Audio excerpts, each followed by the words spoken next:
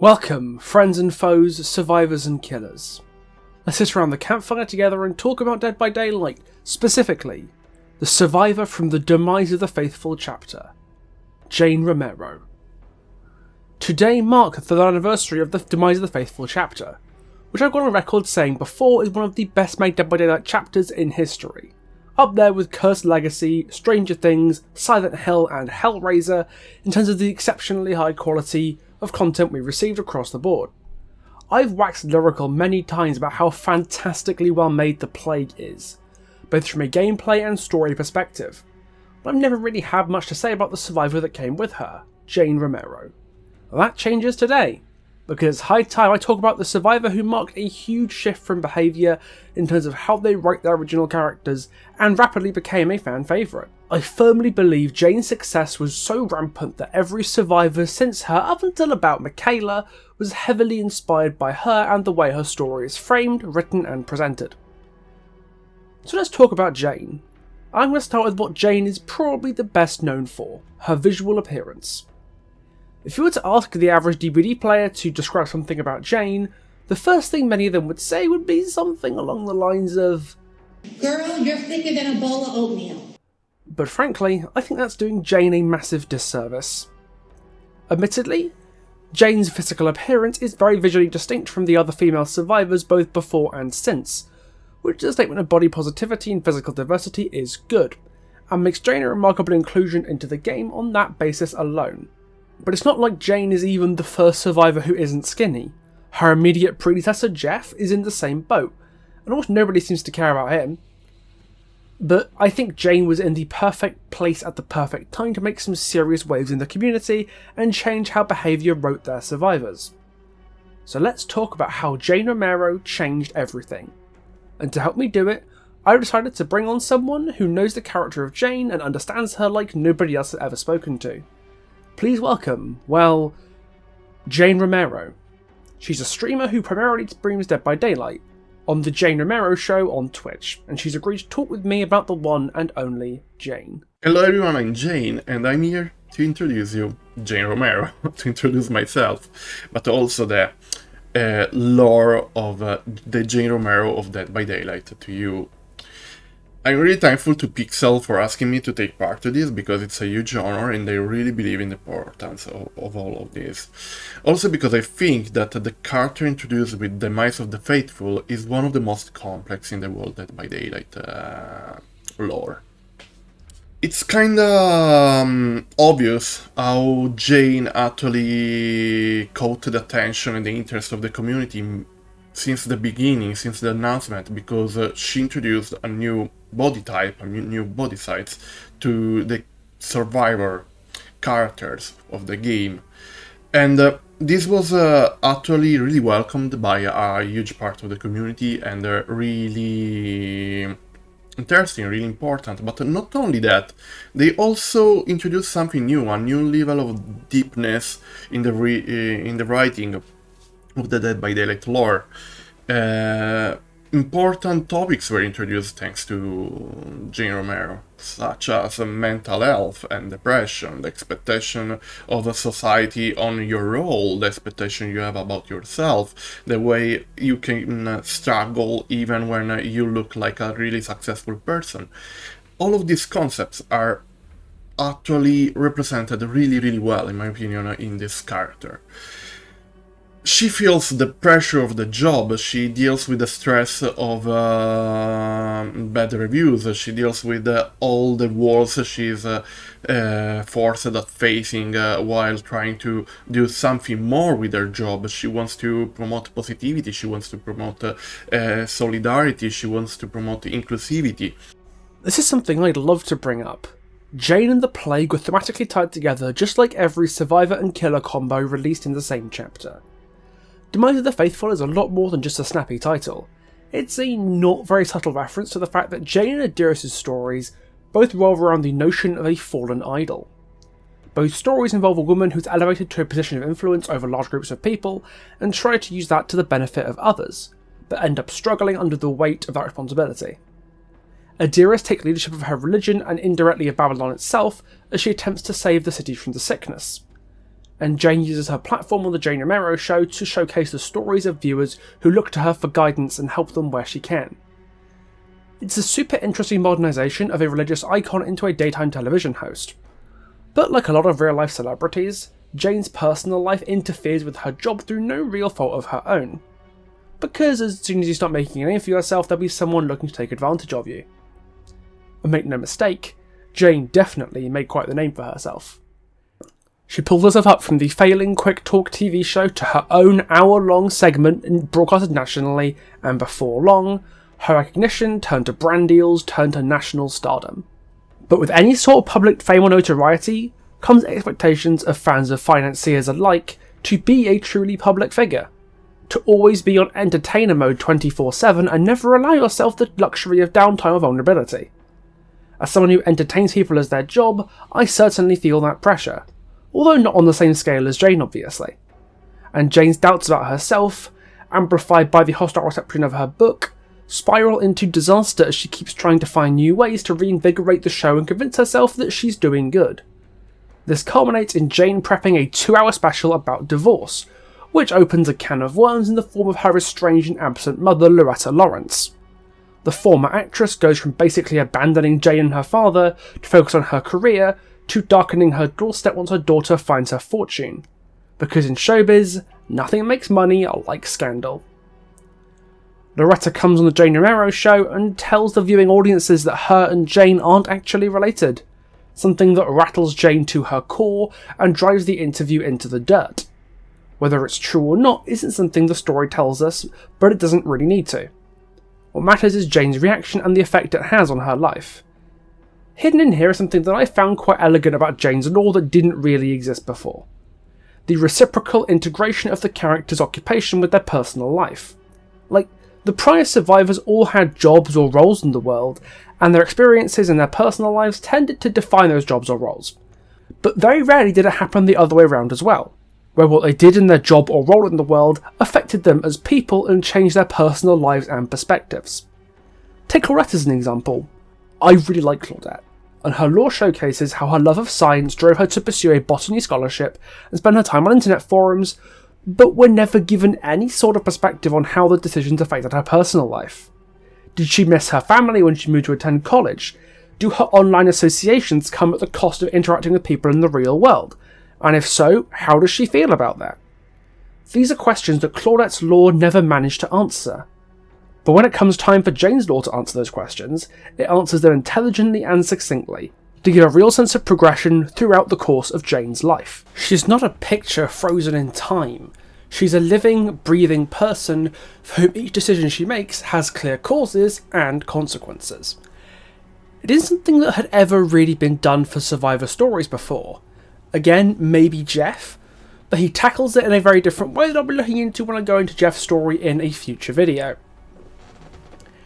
This take on a survivor as someone with a continuous story, for whom each event and decision fluidly leads into the next one, would go on to inspire basically every survivor story since Jane, and I can see why. Thematic consistency is something DBD has always kind of struggled with before, especially with survivors. Frame in! But Jane was the proof of concept that it could work. However, this did lead to a slight problem when it comes around to Jane's tome, which arrived really quickly after Jane's release, all the way back in tome 2. Jane only arrived in March 2019 and was already getting a story back in January 2020. Talk about capitalising on popularity. Which is kind of ironic because popularity is exactly the problem the writers had when addressing Jane as a character in this tome. Her time as the popular and beloved host of the Jane Romero show was the crux of her base lore, how she reached her success, what she did once she got it, and the stresses that it put on her life. But due to the exhaustive linear nature of the story, it meant there really wasn't much more you could have done with that theme without retreading old ground. How do you continue to explore the theme of the damaging potential of stardom when you've already gone through how it damaged Jane so thoroughly? Well, they decided to take the idea of a fallen idol and focus less on the fall and more of the idol. All the world's a stage, focus on a younger Jane to zero in on how she got to where she did, showcasing her thoughts and struggles as a Latina woman trying to make it in showbiz. And I really like how it reframes the issue of expectations of others shaping how you have to present yourself in a new way, after exploring its effects on Jane's fame in the original story. Jane still has to contend with the expectations of others when she's an up-and-comer, just as she does as a national star. But she can more clearly see exactly what his expectations constitute because she's not where she wants to be yet. She has to deal with being typecast based on her race and gender over and over again, and struggling to find employment when she spurns that typecasting. Just like how she struggles to maintain her expectations on the Jane Romero show. It also affirms just how much this showbiz career matters to her, because we get to see the adversity she had to deal with firsthand. After receiving so much insensitivity and ignorance from those in the industry, those who the industry has already accepted, and hearing about her friend Dwayne going through similar difficulties, Jane's cynicism starts to get the better of her. To the point that when she finally starts to make progress, she can hardly believe it, which makes the conclusion of the story a whole lot smarter. Turns out Jane's cynicism and doubts were in many ways correct and valid, because as she prepares for the play she realises what she signed on for is just another typecasting, another expression of the fact that people in charge don't really care about her, and have insulting and degrading expectations of her just like everyone else already did.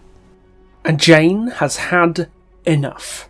Her entire story has been about her refusal to be held to the expectations of others, so her walkout of the play at the end comes off not as a diva's temper tantrum, but as a refutation of those expectations.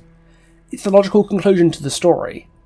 It'd have been easy to say, oh, Jane found this one job and it took off, but showbiz is not that simple. You run into so many brick walls before you can get anywhere, and Jane's story shows how the difficulties can shape you as a person and potentially push you towards greatness. The story doesn't deny Jane's cynicism and erase her experiences as a minority actress, but readdresses it not as Jane's problem with the world, but the world's problem with her. She's not an angry person, the world's just an infuriating place for someone like her to have to live and thrive in.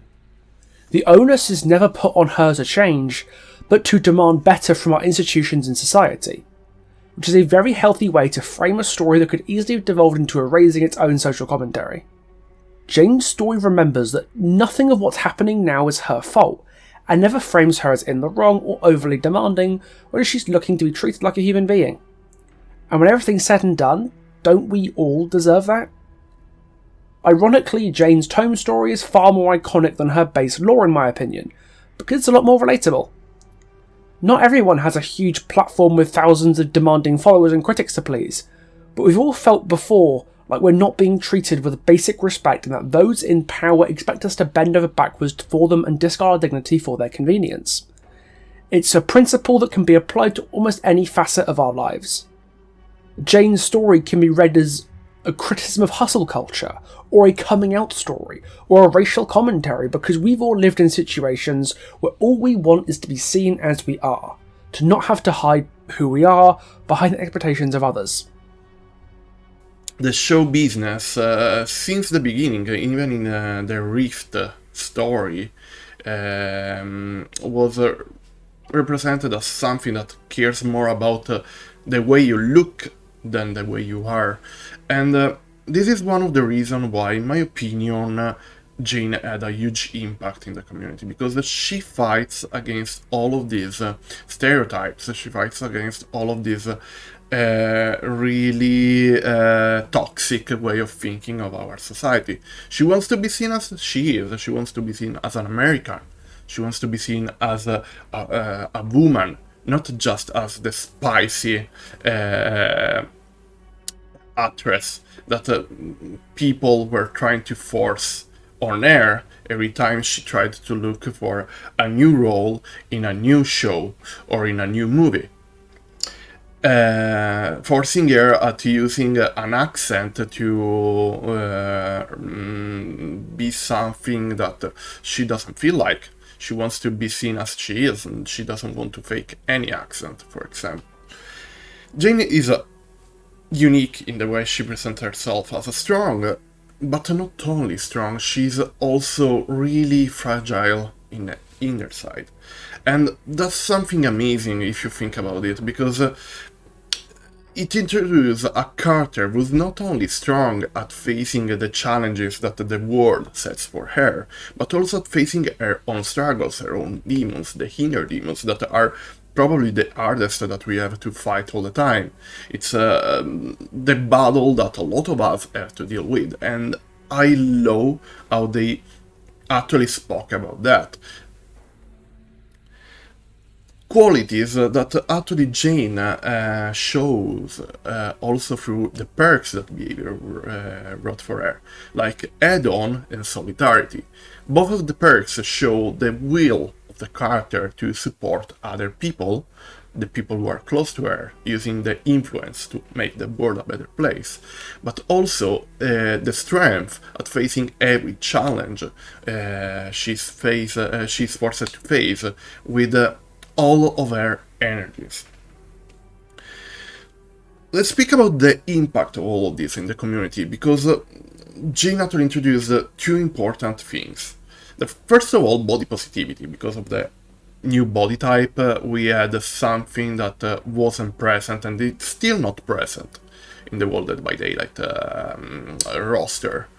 We have a character who's not only different because of the body type, but also proud in being as she is. We can see the character always in poses where she's fierce, she's proud, she she looks really cocky at showing herself as she is. She's really proud of who she is. And also because of this, I think that it had a huge role in making Jane become a sort of LGBTQ icon for the World Dead by Daylight community, at promoting LGBTQ inclusion in the Dead by Daylight community. Let's speak about, for example, all the drag queen streamers who actually choose to cosplay Jane during her streams. We had many of them doing it. We can see a lot of Jane, like, and not base skin Janes, who are probably people who are playing for tome challenges, or because of a daily, or because they don't, still have to unlock it on their main character. But almost all the Jane mains run the rainbow charm. This because or they are allies and they believe in the values of LGBTQ inclusion and representation, or because they are part of our community. I also like to think, and this not only because I think it because of myself, but that I had a role in making Jane become a LGBTQ icon in the community, especially for the trans community. I heard more people actually telling me, Jane, I started playing Jane because I saw you, because you represent something important, and it feels weird saying these things about myself, but I also think that it's important to try to look at the whole scenario of all of this, and honestly, I have to start recognizing my role in all this. For who doesn't know me, I'm Jane, I'm a trans DBD content creator promoting inclusivity for the trans community, and my story actually started thanks to the Demise of the Faithful, because I started looking at myself in this character who had so much in common with me, and this helped me a lot in my way of dealing with my own personal challenges, with my own personal battles, with my way of living myself. If you think about it, Add-on, for example, is the perfect icon for coming out of the closet. Like, it's literally about that. You are in a locker and you come out in a really strong way, in a stunning way, and like you feel so strong while you do it, you know? And even in the icon, this is represented really, really well. So I want to think that the first LGBTQ representation is actually already in the game, and it's just a moment of coming out, but we are gonna see what are the projects of behavior about that. Also, the description of Add-on, if you think about it, can be looked at in a way that really fits with the trans, not only trans, with the coming out experience. It actually says, people are remembered for the challenges they overcome. You can run away and forget what you are capable of, or you can face your fears and remind the world of who you are. Like, especially the end, you can face your fears and remind the world of who you are. It's literally how you live the first steps in your coming out experience. And I think it's awesome. I think that all of this actually became real in a certain way through me, but it became real especially for all the people in the Dead by Daylight community who can relate with all of this.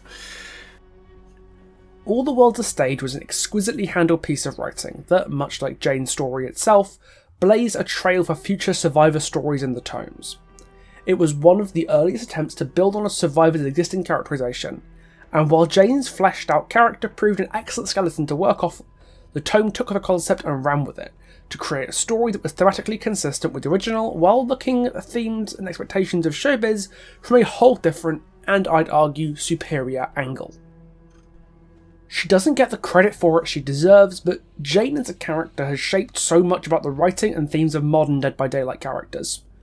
We wouldn't have the frankly magnificent story of rebellion against tradition that we see in Yui's story without Jane introducing the sequential narrative structure that made the story's themes resonate. We wouldn't have had Yun Jin's dark reflection of the effacing and amoral nature of showbiz without Jane to first explore the theme. I firmly believe Demise of the Faithful is one of the best chapters we've ever had, and Jane's role in making it as good as it was cannot be erased.